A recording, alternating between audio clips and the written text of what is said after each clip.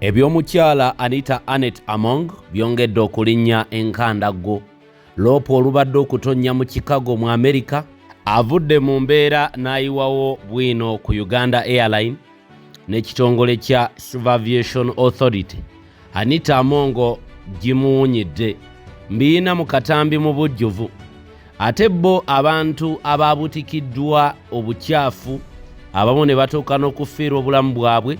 Tutegeddeko nti abantu abawererako ddala oboolyawo 200 n'okudda waggulu bandibanga be bafiiridde mu njega eyo eyabutikidde abantu b'empereero ennammere n'emirirwano.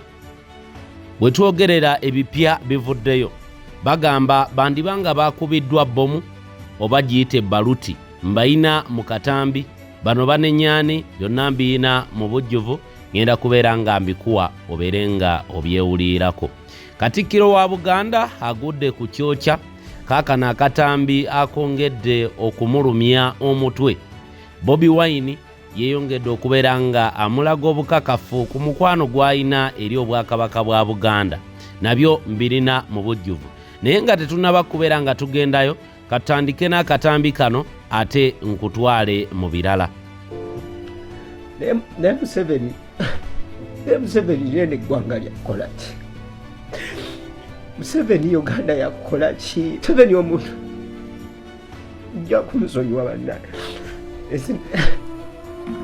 Ne Museveni Uganda ne bannayuganda bamu bakola ki? Omuntu n'afa kasasiro. Kasasiro omuntu n'afa kasasiro gwe tumanyidde ddala nti no musobola mukola mu project ekola amasannyalaze. Kasasiro oyo yali talina kubeera waawo.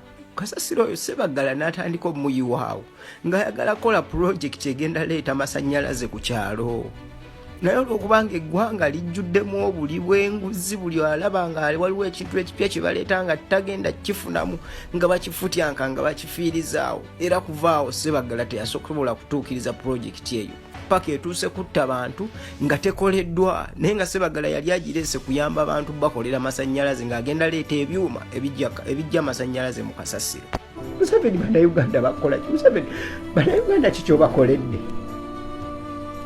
Omuntu ayimwakisolooza nti no baakabalwa kuba ninayo n'omuntu wange yafuna. Sinayo muntu n'omu yafuna. Nyoddaho ne weebuuza Museveni nene eggwanga lyakola ki? Museveni n'eggwanga ki? Kyakyakutwala mu nsiko okulwana. Ebintu byonna gwe byonga ati bye wagenda okulwanirira. Byonna ate otandise like byokola vice versa. Mugenze ku excavating abantu bajja mu kasasiro yabaziise. Tewali wadde ka ambulance. Bannayuganda ffe twakola ki? Nezira onenda bawaneeno waliwo n'omwana eyakola vidiyo oba yali yeekata eyalaga train station we yapaakinganga. That train station buli kimu kyafa. Uganda Museveni bannayuganda bakola ki? Kiki twakola? Tugambe. Ogenza okujjayo abantu kasasire yabaziise. Togenze wadde ne ambulance kati babeera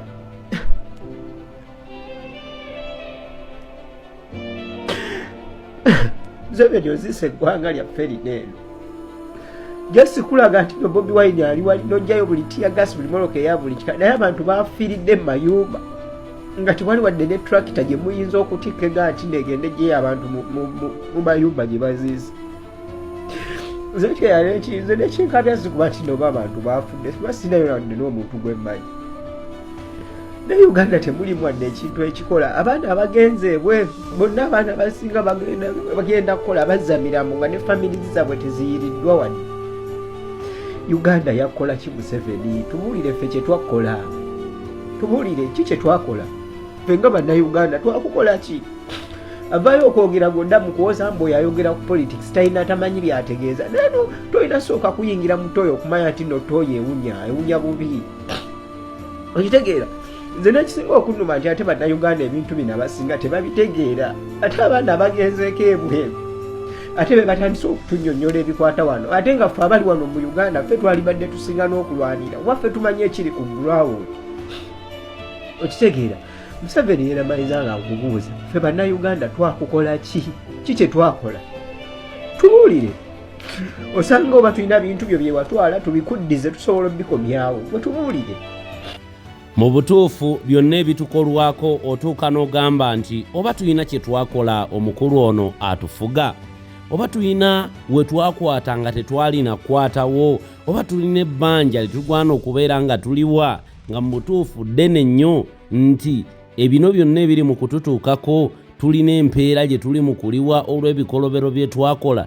Baba nga bajjajjaffe be baasobya gy'oli mwami Tibuhaburwa, twetonda tubuulire omutango gwe tuba tukuwa wenenye eggwanga lino Uganda, kubanga buli lunaku olukya tukooye okulaba nga tuwerekera abaana bamaama bawerekera abaana baabwe mu magombe, tukooye okulaba bataata nga batunula mu ntaana y'abaana baabwe, tukooye okulaba bajjajja nga balaba bazzukulu baabwe nga bafa. Tubikooye ebintu ebyo. Kakati n'ekyennaku oba ebyembi nga binajja, amawulire gaabadde mangi nga gabungeeta ku mikutu emigatta abantu, buli omu ng'ayogera kikye nga bagamba nti abantu bano okutuuka okufa kasasiro ono yabumbulukukidde abantu, but abantu b'oku kitundu bavuddeyo nabo ne babaako kye boogera. Kyannaku nnyo nti abantu ng'abo ojja kuwulira oluvannyuma lw'ebbanga ttono nti amayitire gaabwe tegamanyikiddwa, kubanga bavuddeyo okwogera ekituufu nga bwe kyabadde. Nabagambye mu bigambo bya mwami Tibuhaburwa nti bw'aba alina omukono mu kintu kyonna ayogera nnyo ng'aduula, ayogera nnyo ng'abalaata, era nategedde nti kayogedde bw'ati waliwo ebintu ebiri fishe. Katumale okulaba akatambi kano ng'abantu bannyonnyola biki ebituufu ebyabaddewo, embeera eno ng'ebagwira. Kitalo nnyo, kitalo ddala abantu b'ennammere n'emiriraano abafiiriddwa abantu bammwe. Omukama Katonda yeyongera okubatuweera ekiwummulo eky'emirembe. Abakyali abalamu nga muli ba victim mu mbeera eyo, Omukama yeyongera okubagumya. Mubeere bagumu bannange, temuterebuka. Wakati mu kubeera nti muguma, mumanye nti nno Uganda eri mu mikono gyammwe. Ebyo byonna ebituuka ku bantu bammwe n'abantu bonna abali mu ggwanga, kimanye nti nno tebiri politiko, wabula bitukakatako ffenna nga bannayuganda okumanya ku lw'obulungi lw'eggwanga lyaffe. Katumale okulaba abantu bano nga bajjulira nga bagamba ddala ekituufu kiri nti wandibanga waliwo bbomu eyabategeddwamu. Katumale okubiraba. Nekisookera ddala mwenga abatuuze ndi mbatuuze bano be baliraanwa bakasasiro, ate era be bamu ku baafiiriddwa amayumba gaabwe n'abantu baabwe. Naye kitukubye wala okuwulira nti kasasiro ono yabwatuse, naye ate waliwo amawulire agalaga nti waliyo abakyayina be badde baleetebwa bakolera wansi. Kigenda mu maaso abakyayina badde nga bajja waggulu eyo nga bajja ne bateekayo ebintu wansi, basima wansi basima waggulu, basima wansi ne bateekayo ebintu bye tutategeera, basimira wakati kuva waggulu nga babadde bayita wansi, bakka wansi bakolako ndi bweti bateekayo engeri eryanga bamaze bbanga ki banga ddene, nze maze ebbanga ddene nga mbalaba. kitegeeza okuva we bajja n'amawulire tugawulira mbu bagenda kukola gaasi, biki bikirava mu bisaaniiko, biki naye twali surprised nnyo ekintu nga kibwatuka nga bbomu kyabatusenga bbomu bwe kiti omukka ne gugenda mu kyogamba kisoboka okuba nga byabatuse kuva wansi, ebintu birinnya mu bbanga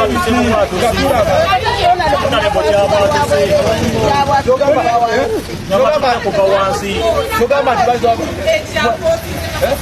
muga waliyo foosi eyagudde wansi nebwatuka, omukka ne gugwamu nga mungi nnyo negujjula n'ekikoomi ku sipidi gwe kigambo ekitambulira nga tekisobola kubeera kyokka onaleko, kubanga kyatambudde ku sipidi gy'otasobola kukkiriza nabadde okugala n'akadomola k'amazzi nga naba maaso, kyogamba nti waliyo foosi eyagudde wansi.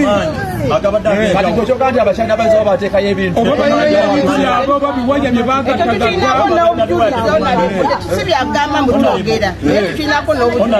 naye tukukola ku ground we tubeera, ekyo kirabirako nawe ng'omuntu n'okola assessment nga ggwe, n'okola assessment nga ggwe. ekitegeeza ensonga ya kasasiro eno n'okubumbukula kwa kasasiro okusinziira ku mwe mugamba wetaagisawo okunoonyereza seconds bbiri muludde mubalaba nga basima nga bateekayo ebiwaya bibega sala senga wo kuno ku kyalo ekintu ekyo kyabwatuse bubwatuse kyabwatuse nga tulaba era wabadde walabye ki ne mu kubwatuka kyasoose kubwatuka nga bazuka bwe kyamaze okubwatuka omuka ne gulinnya waggulu nebisiduka n'ebinyonyi nebisiduka omuka ne gubula eri nga tosobola kubeeragusanyagolegera kiteekaaekyavaamu ne kutandika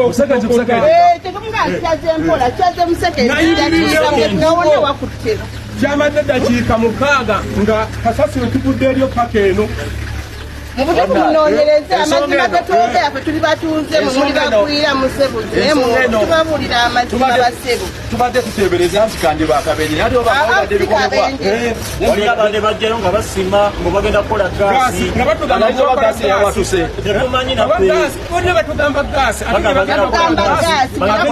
balina basiba waggulu eyo buli lunaku ekyo temunalakitemumaze mukimanyitebutwako budde kwogera nafe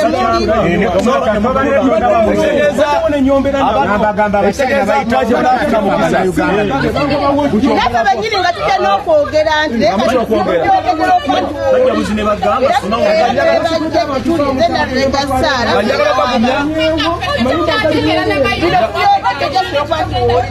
twogera byakunkukasaabadde naye omuchina naye ne bagenda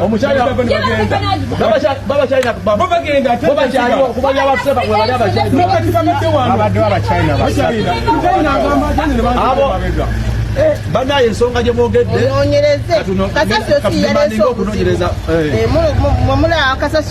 naye nga obuzibu bavudde ku basajja banange nga tumaliza kuba ndi wano mu lusanja nemagwagasiba batwala wako ewaffe nemulamanya mukibabya gyakusini kyetwogera wenyumba zaffe tebanazimenya kikyekino wano wetwabadde bafunye kirialensi eyitawo kuba babulokinze nnyo oyapanya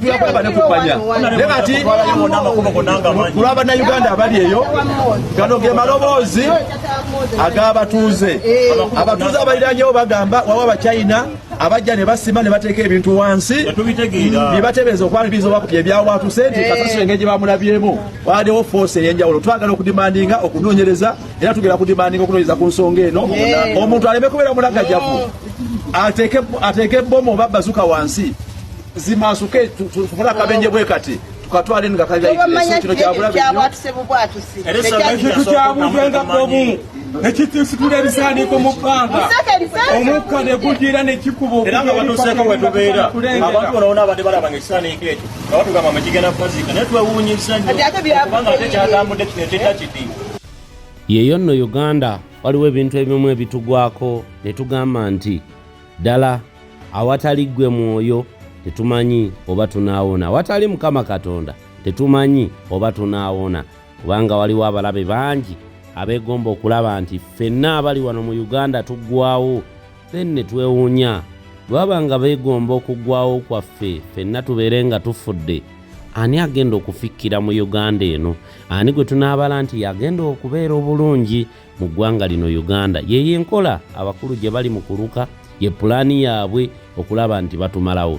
Kakati nno wakati mu mbeera eyo Europe mu ggwanga eri Amerika olwabadde okutonyayo mu Chicago, bw'atyo yatabukiriddewo mukyala Anita Anet Among ng'amulangira ebya Uganda Airline. Ebigambo byonna ebibadde bibungeeta ku loop ku mikutu emigatta abantu yandibanga yafuna ekyojja mu miro okuva mu kitongole ekya Uganda Airline, olwaliro avuddeyo n'abijjabulula era muyina mu katambi ngenda kubeera nga nkakuwokoote buliro obeere ng'omanya. Naye nga tetunaba kubeera nga tufuna akatambi ako aka Anita Mongo nga bamwambalidde, njagadde okubeera nga nkutwalakoko emabega. Omanyi ku bantu abamu abadde bavaayo okuwalampa n'okulinnyira Robert Kyagulanyi Bobi Wine, ye Katikkiro wa Buganda Mayiga. Ono ng'abadde agenda agamba abantu nga Bobi Wine bwe yakyawa Buganda, nga Bobi Wine bw'atayagala Buganda, nga Bobi Wine bw'atayagala Kabaka, era ng'ekibiina kyakulembera bwe kikuba Kabaka.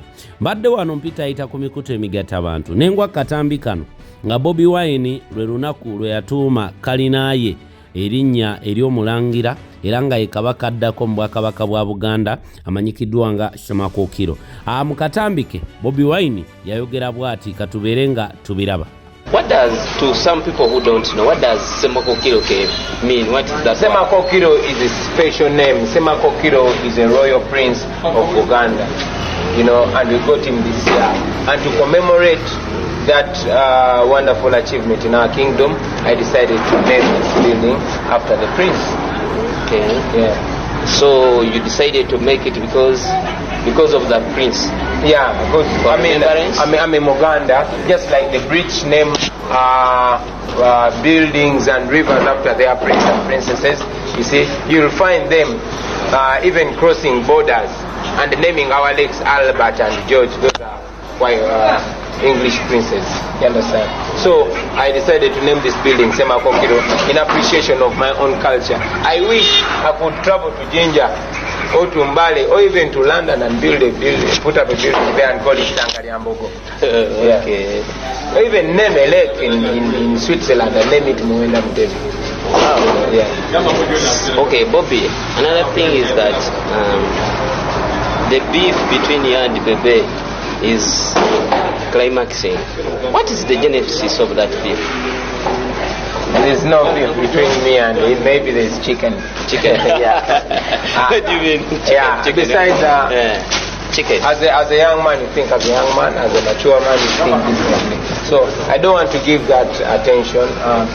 He's an artist like me. That's all I can say about him. Right now, I don't have his name. Yeah. Then what about that song By Far? By Far I did it in the time of the Battle of Champions. You understand? Yeah. Everything has its time. We agreed to do this song. We did them. That was about 4, 5, 6 months ago. Now we're pushing to the next. So you mean nowadays your birthdays? No, it's not my birthday. I just don't consider him because I'm a little bit too busy. Too busy and that. Yeah. So it's not your side, but to be tight. Well, I'd rather not discuss it. Okay, you don't have this thing. Yeah. Bobby, what message do you give to artists, upcoming and even those big artists? Think positive, stay positive. Never let anything put you down, never let anybody underlook you. You are just as special as anybody. You are beautifully and honorably created in good image. You are special. Don't give up. You are the best that there can be. So just look for that best in you. Don't search for it anywhere else, just search within you. Another thing is that some artists who respect culture. Yeah. So what do you talk about? Okay, what message do you give to those people who violate culture norms? Well, I don't know. Everybody has this free world. Everybody has the right to think the way they think. But personally, I believe culture is the foundation of our identity. I always want to do things the way great people have done them. You see how the British are being called Great Britain? It's because of their culture, the strength and perseverance of their culture through the years. You understand? That's why the rest of the world is emulating their culture. I have a dream that someday the rest of the world will be emulating my culture. Yeah. I'm also trying to promote my culture to the rest of the world. Yeah.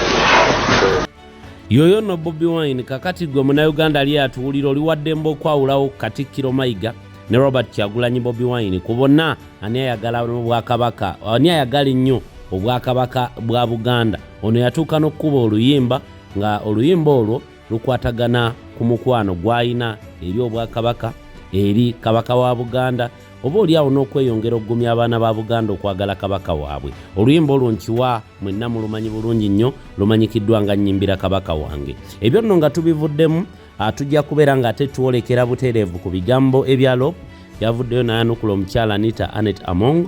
Ono takomye okubeera nti amwanukula wabula n'ebyama byonna abyanjudde eri bannayuganda abawangalira mu Chicago. Bino bibadde mu UN Convention mu ggwanga mu NUP Convention mu ggwanga erya Amerika mu Chicago, era nga wabaddeyo ebigambo bingi nnyo ebyogeddwa ku gavumenti ya kuno. Nakugambye nti mwami Tibwaburwa ebiro bino byalimu bya bunkenke bitagambika, ali mu bweraliikirivu obutayinaayina kubanga amanyi bulungi nnyo nti Kyagulanyi buli wafuluma wano n'agendako manga ge Bulaaya ebiba bigenda okuddirira tebigenda kubeera biwoomu. Kati nkimanyi bulungi nnyo nti obweraliikirivu bw'alina muganda wange tebulina leero mu ggwanga lino Uganda. Katumale butereevu okubeera nga tugenda ate tulabe ebiri ku buuyo obwo ndyoka ate nkomewo nkwongereyo n'ebirala. Mukama Katonda akunkuumire.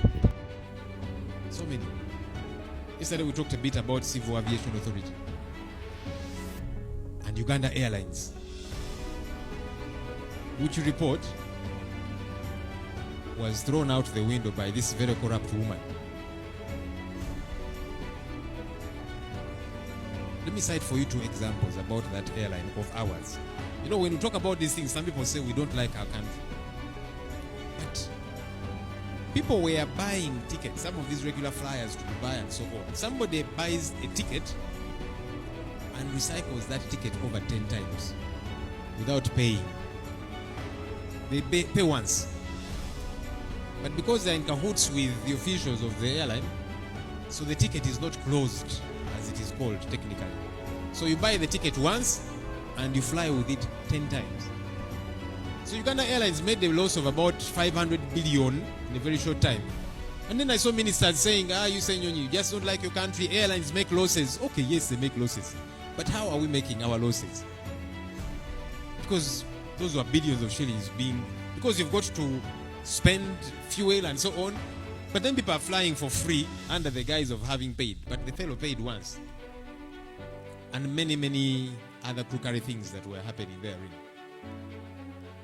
Where the MD had a boyfriend who had a company, and she, without following procurement, gave the boyfriend's company a deal worth, I forget the exact figure, some billions of shillings. We did some digging up and discovered she founded the company with him.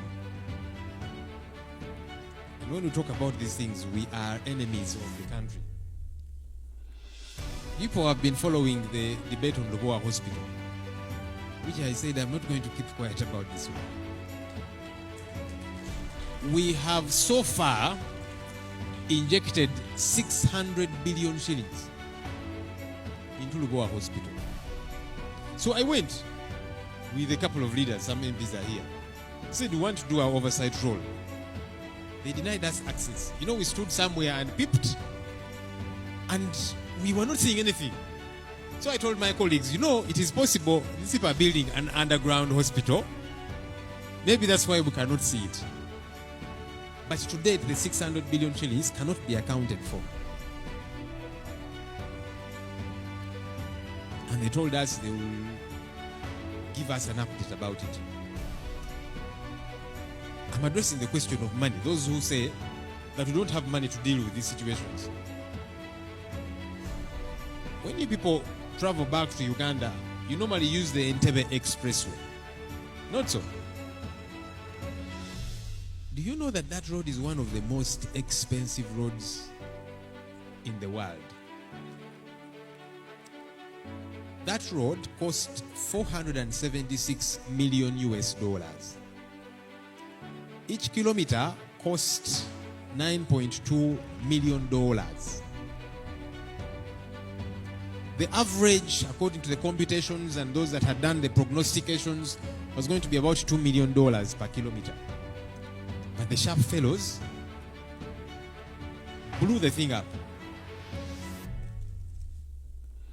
And so when I hear some people in government huffing and puffing how they have fixed infrastructure, but at what cost? Because all of these are debts which your children, your grandchildren and mine will have to pay. And so we have got money. Let me end with this one. Parliament of Uganda has been constructing its chambers, new chambers, because there are people who decided every village must become a constituency and all of that nonsense. Those chambers were meant to be completed in 2019. They kept pushing and pushing. Then at some point, as I was digging up, said, money has not been as available. I said, but wait a minute. So I did some more digging up, and this is another war I want to start very soon when I go back.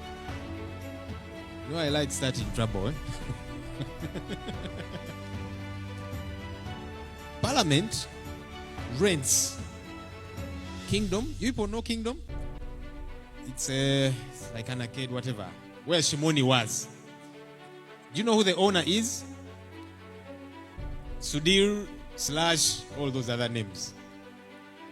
Parliament spends 9 billion shillings per year on rent. There's another one called Queen's Chambers. Parliament spends 4.5 billion shillings on rent for office space for MPs and staff. Then there's another called Development House, all about 6 billion or thereabout. So you're saying you don't have money to complete your structure, which would make sure you're not renting, but then you have billions that you're spending to rent. Your guess is as good as mine. The owners of the structure are cutting deals with the leadership of the institution to say, look, delay that project. Because you see, once the project ends, these guys want to get the billions. And that's how they divide. As I invite the vice president to come and invite the president, one, we have got money. Number two, I want to encourage us not to be intimidated in keeping quiet about these evils. When we speak out, they intimidate us, they threaten us, and then they will use all manner of blackmail. You say Nyonyi, you're saying these commissioners, they sat and gave themselves 500 million, 400. That's 1.7 billion. Then some random fellow says, but even you, they gave you 1.7 billion. I am bringing the evidence. Of course, to try and match the other because we are making noise about their 1.7 billion. So I said, let me take this confused fellow to court. He filed a defense and said, for me, I don't have facts. I was just giving my opinion. I'm a Christian and I love the Lord and I forgive people. But this one I've said, no, I'm going to take him all the way. He has got to pay for his foolishness. So all those tactics will be used. But I want to encourage us, wherever we are, let's keep pressing on.